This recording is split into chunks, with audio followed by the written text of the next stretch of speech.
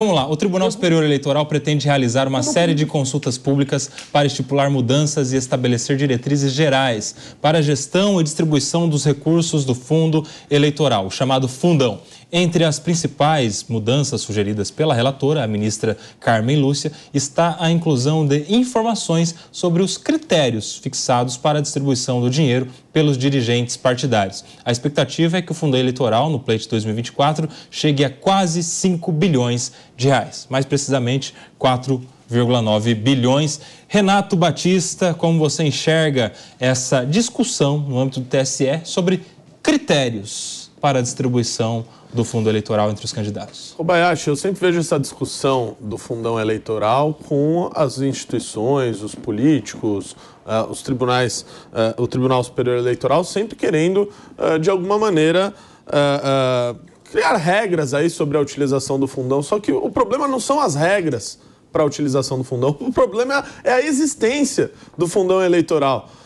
E muitos deles utilizam a desculpa de que o fundão ele serve para garantir igualdade, as candidaturas, as pessoas que não conseguem captar recursos. O problema, pessoal, é que nós temos no Brasil mais de 5 mil municípios. Tem dezenas de milhares de pessoas que serão candidatas esse ano. Se a gente dividir esse bolo aí de quase 5 bilhões de reais em todas as candidaturas que nós temos, não vai dar... Assim, vai dar muito pouco recurso para essas pessoas disputarem a eleição. Então, por essa lógica, o fundão ia ser 10, 15 vezes maior. E mesmo assim não ia estar bom. O que a gente devia estar discutindo é acabar com esse fundão eleitoral e voltar às doações que foram proibidas pelo Supremo Tribunal Federal, de doações privadas, de empresas. Criar regra, dar transparência, regulamentar essas questões de lobby, como nós temos nos Estados Unidos. Lá tem empresas que têm até salas dentro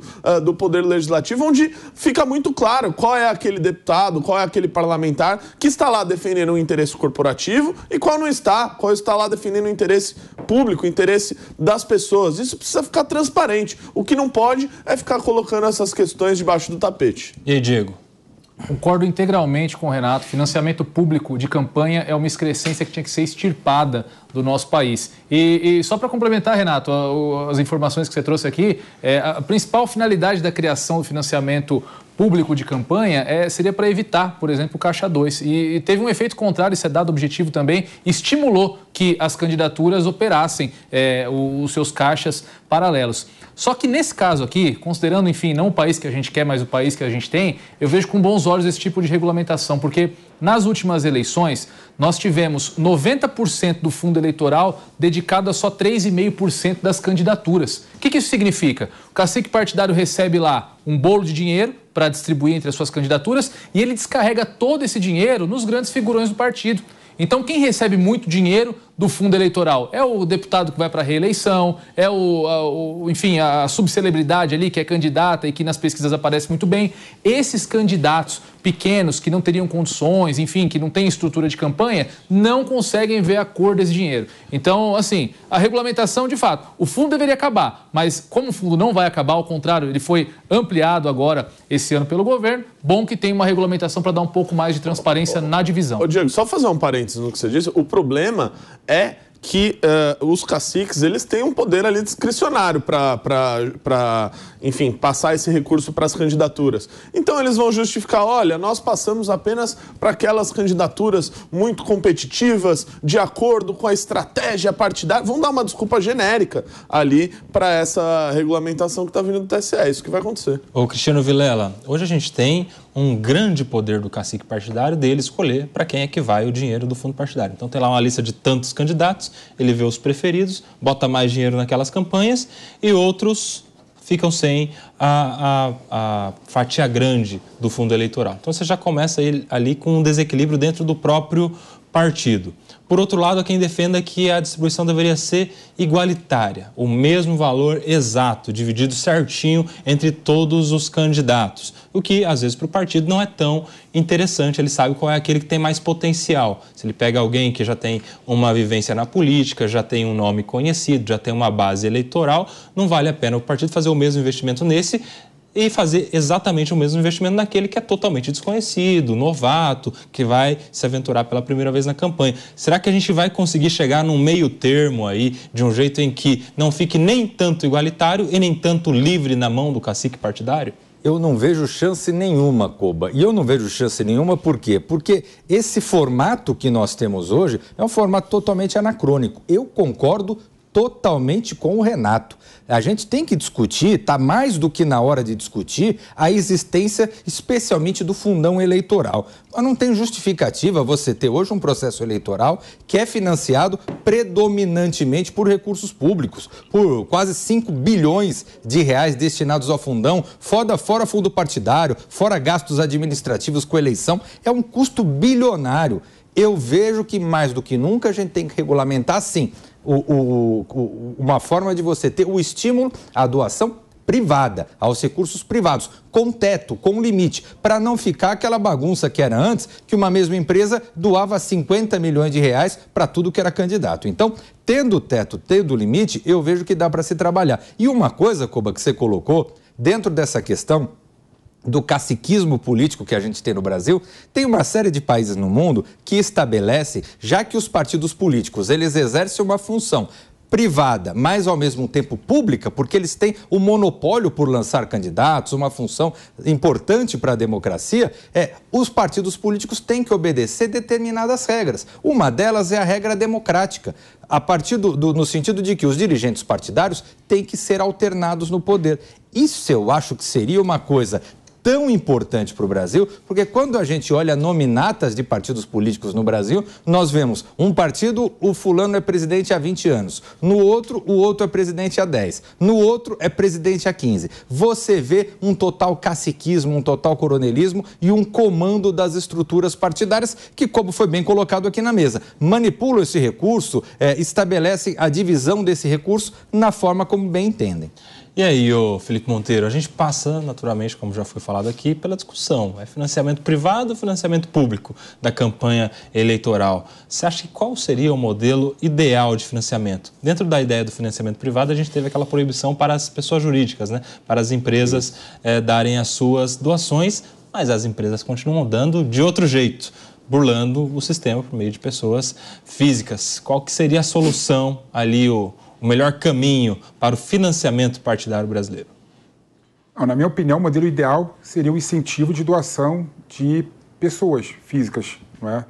Que é o nosso modelo. O problema é que as pessoas não doam, né? Por algum motivo, por falta de cultura política, por falta de educação falta de política. Então... pagar já muito imposto, né? Então, você também não doa. Eu dou pouco também. Eu falo isso por mim. Eu não estou generalizando assim. Esquece o que você está falando. É impressionante, Renato não deixa eu acabar de falar nada, nunca. Sempre assim.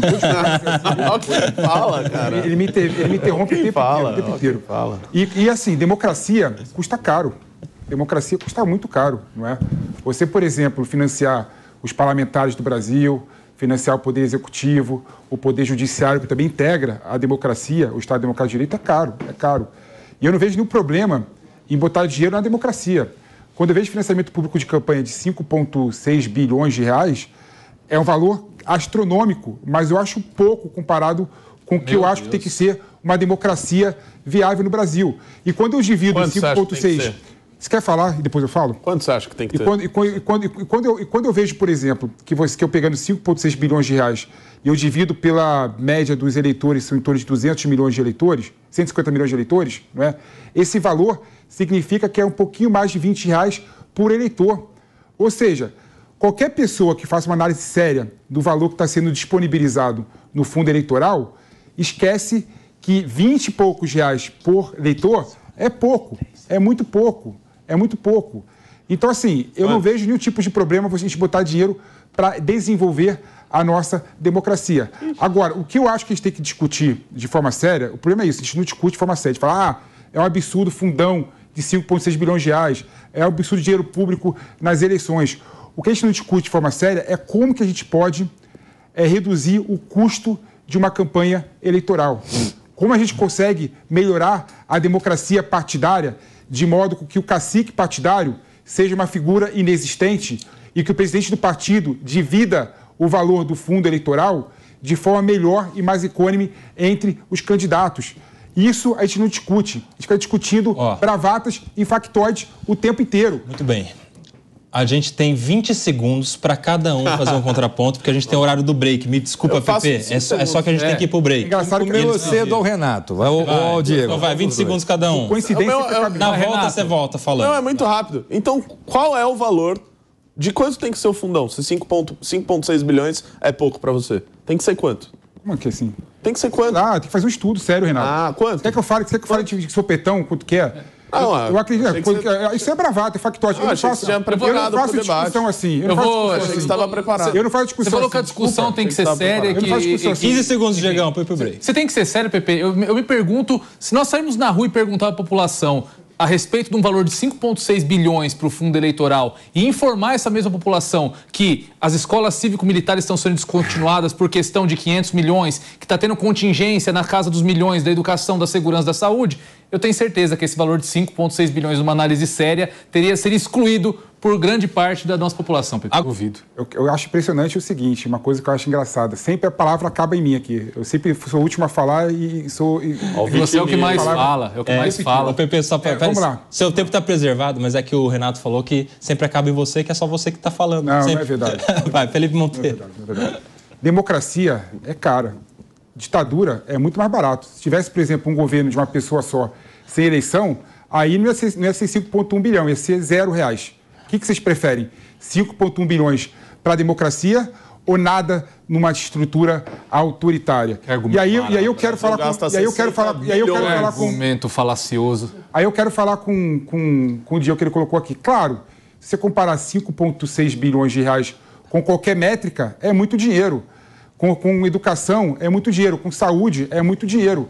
Mas assim, a gente não pode querer colocar na mesma balança quem quer democracia, quem quer ter liberdade de expressão, com quem quer ter uma educação de qualidade. Tudo é importante.